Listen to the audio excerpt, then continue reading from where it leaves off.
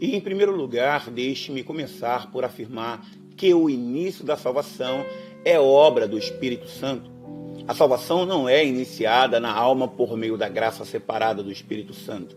Nenhum homem no mundo tem a liberdade de negligenciar os meios que Deus designou. Se uma casa é construída para a oração, o homem não deve esperar nenhuma bênção se negligencia trilhar o seu chão. Se um púlpito é erguido para a ministração da palavra, ninguém deve esperar, embora nós, por vezes, temos mais do que esperado, ser salvos, exceto por ouvir pela pregação da palavra. Se a Bíblia é impressa em nossa própria língua materna e podemos lê-la, aquele que negligencia a Sagrada Escritura e cessa de estudá-la perdeu uma grande oportunidade de ser abençoado.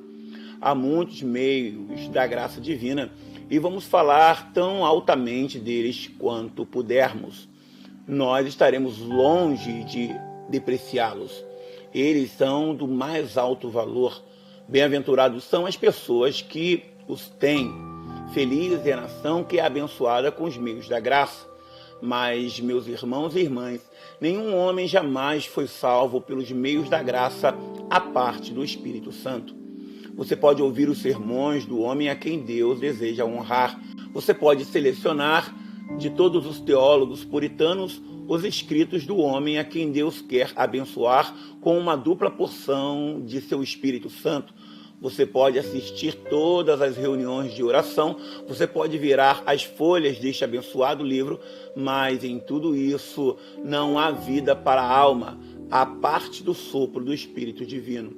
Use esses meios, exortamos vocês a usá-los e a usá-los de forma diligente, mas lembre-se que em nenhum desses meios há algo que pode beneficiá-lo, a menos que Deus, o Espírito Santo, os reconheça e os coroe.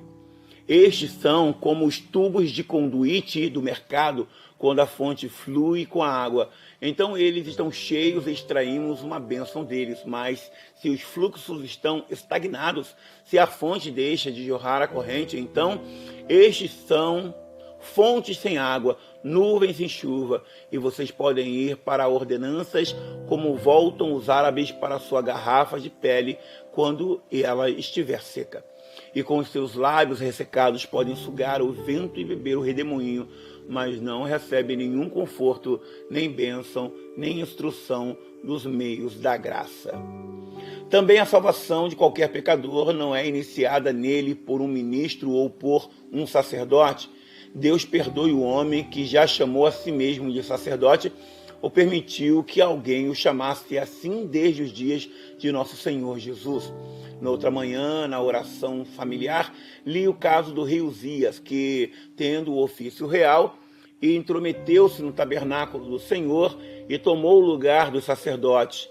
Vocês lembram-se como tomou o incensário e iria queimar incenso como sacerdote diante do Senhor Deus?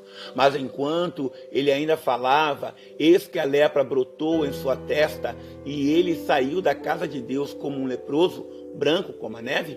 Ah, meus irmãos e irmãs, não é pouca ofensa a Deus o fato de qualquer homem chamar a si mesmo como um sacerdote. Lembre-se que todos os santos têm um ofício sacerdotal por meio de Cristo Jesus, mas quando alguém coloca essa ideia de uma especialidade como aplicável a si mesmo acima de seus companheiros e afirma ser um sacerdote entre os homens, comete um pecado diante de Deus. Um pecado que, embora seja um pecado de ignorância, é realmente grande e grave e leva a muitos erros grandes e mortais. A culpa disto deve situar-se, em parte, sobre a cabeça do homem que deu a base para esses erros, permitindo que o título fosse aplicado a ele. Bem, não há homem, chamem-no sacerdote, se quiserem, por meio da vossa imprópria cortesia, que possa começar a obra de salvação em nós. Não no uso da cerimônia. O papista e o papista disfarçado, o diabo de branco, o pulseísta, pode dizer-nos que a graça divina começa no coração da queda de água sobre a testa da criança. mas eles dizem uma mentira diante de Deus que não justificará o mentiroso. Não há poder no homem, embora eles sejam ordenados por alguém que poderia seguramente afirmar a sucessão dos apóstolos. Se estivesse dotado de dons miraculosos, ainda que fosse o apóstolo Paulo, ele mesmo, se ele afirmasse ter em si mesmo o poder para converter, o poder para regenerar, seja anátema.